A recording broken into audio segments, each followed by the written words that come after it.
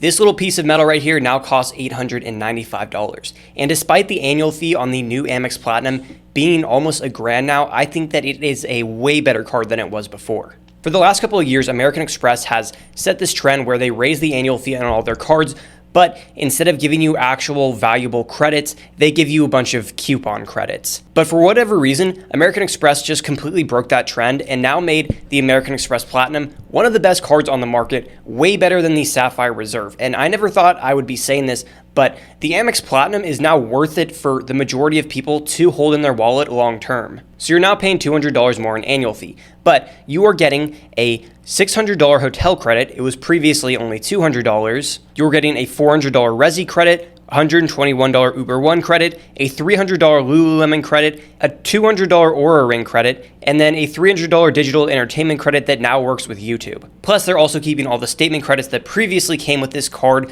like the airline fee credit, Uber Cash, and then Saks Fifth Avenue credit. And the new credits with this card are honestly pretty insane. Like, obviously, there's some coupon-y ones in there that you're probably not going to use, but if you just take the $600 hotel credit and then the $400 resy credit, you're already getting $900 worth of value, which covers the annual fee, and then all the other statement credits are just cherries on top. And I just want to say I'm really shocked that these changes all actually took place.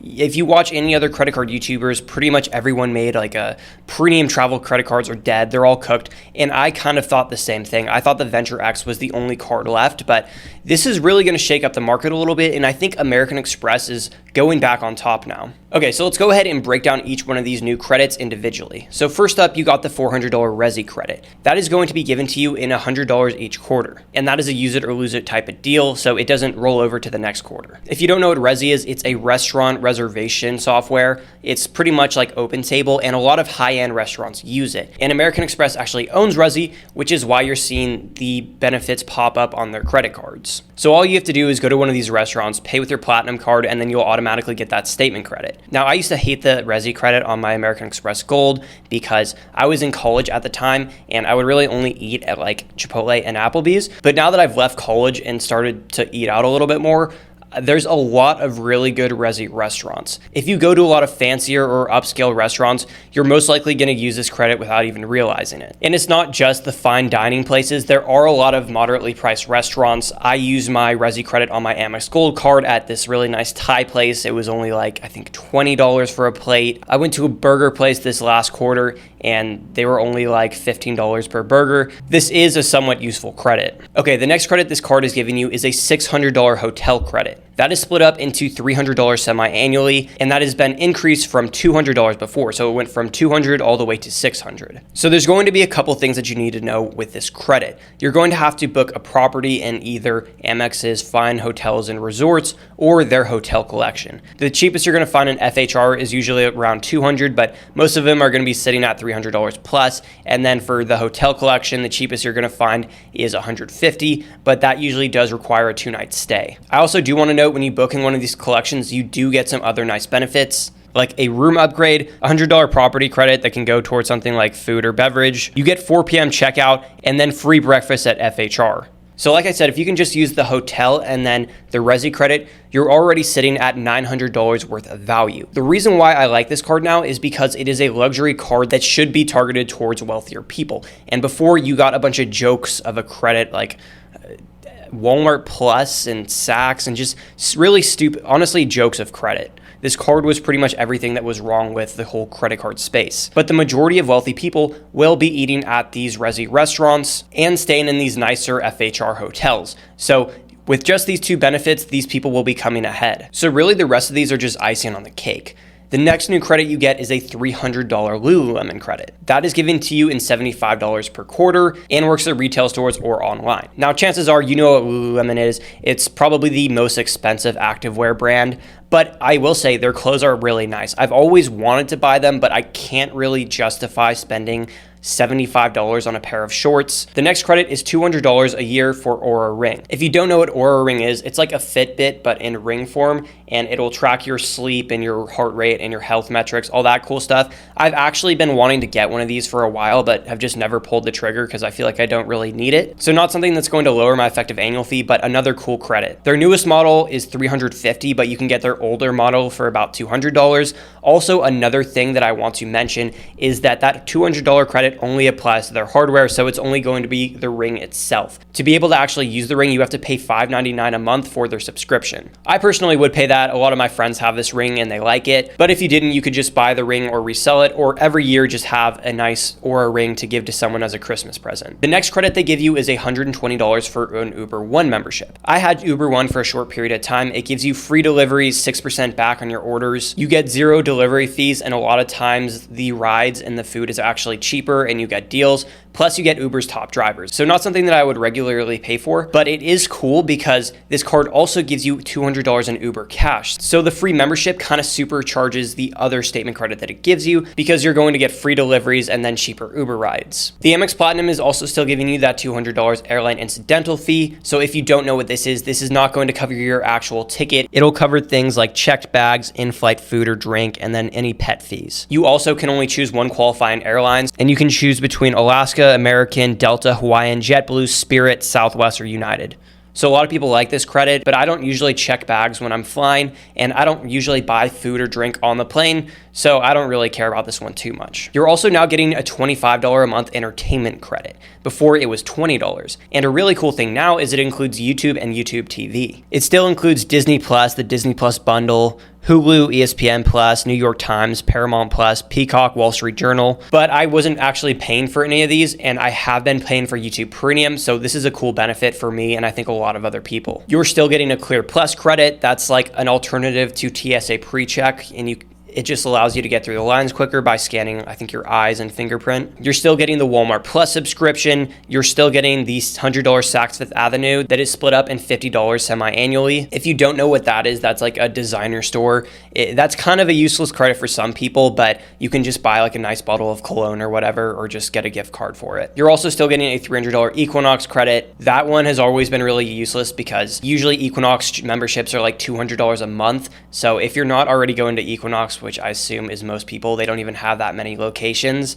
then this one will be useless. And of course, this card still does give you TSA PreCheck and global entry. Now, what I'm going to do now, and what I want all of you to do if you are considering getting this card, is calculate your effective annual fee. There is going to be a lot of hype going around this card, and for good reason, but what I don't want to happen here is that you lie to yourself and convince yourself that this card is going to be worth it for you when it's really not. So you might look at something like that Lululemon credit and be like, oh, I've always wanted some leggings. You know, I could use that. That's $300 worth of value there, where if you weren't already spending money on athletic stuff before, that's not going to make sense for you. Look at your budget, and if you were already spending money in those categories, you can lower your effective annual fee. Okay, so I went ahead and brought out the good old-fashioned whiteboard here. So first of all, we got the hotel credit. I am only going to value this at half because I really don't spend that much on hotels, especially nice ones, but I might spend $300 for hotels a year.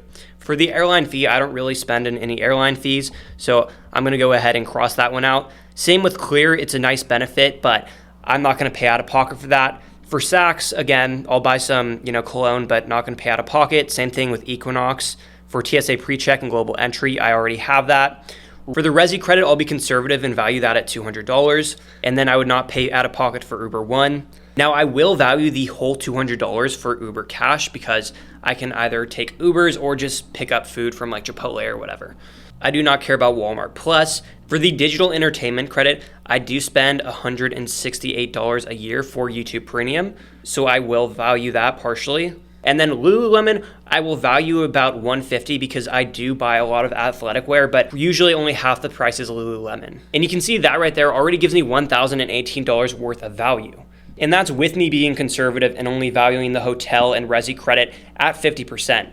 So it is actually pretty insane how easily you can get the value back on the annual fee right now. However, one thing that I do want to mention is that just because you can justify this card doesn't mean that you should. I have the same problem with the Sapphire Reserve. It's kind of a to-do list. Even if you can justify it, why would you? Why would you go through the hassle of having to go through Uber to do pickups and make sure you're paying with your Platinum for the resy restaurants? And I assume you already have a lot of things going on in your life, and keeping track of a $1,000 credit card probably isn't something that you're going to want to add to your to-do list. So really the question is, do you value lounge access? For something like the Sapphire Reserve, it probably isn't worth doing all that stuff, even if you can justify it, because they only have like 6 lounge locations, where Amex has so many lounges. They have 25 Centurion lounges, plus you get all the Priority Pass lounges, which you can use to get into one Sapphire lounge a year if you wanted to. You also get 10 Delta Sky Club visits when flying with Delta. You get Plaza Premium lounge access, and then I've honestly never heard of this, La Fortuna something.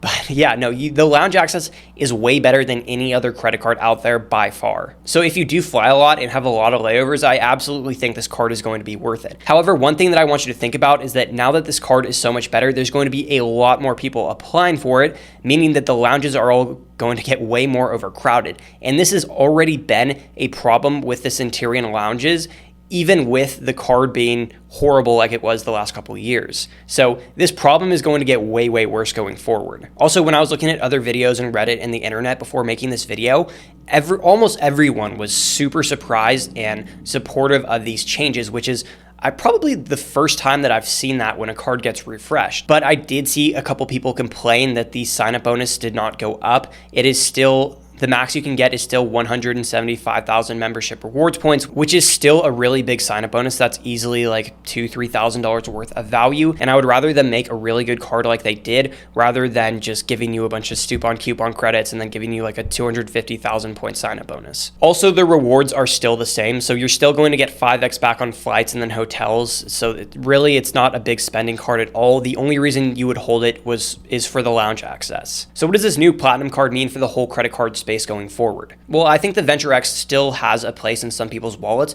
because it is still a great card that pays you to hold it, and also it gives you 2x on everything, so you can use it as your daily driver, which is something that you can't do with a Platinum. As for the Sapphire Reserve, I think the Platinum card completely destroys it. I think Chase will continue to try to make the Sapphire Reserve a little bit better. Just the other day, they made the hotel credit a little bit better, but still it's not really competing with the Platinum. So really, I think Amex and then Citi are kind of on top right now. If I was to start from scratch and make a credit card strategy, I would run the Citi trifecta with the Double Cash, the Custom Cash, and then Strata Premier as my main earning cards, and then I would have the Amex Platinum as a lounge access and benefits card. I am very tempted to say screw Chase and forget their Ink and then Freedom cards and just apply for this Platinum card right now, but I already have the Venture X and the Sapphire Reserve, so I don't really need it. In the next year or two, I definitely will be canceling my Sapphire Reserve and probably adding this Platinum card just because it's giving me so much value.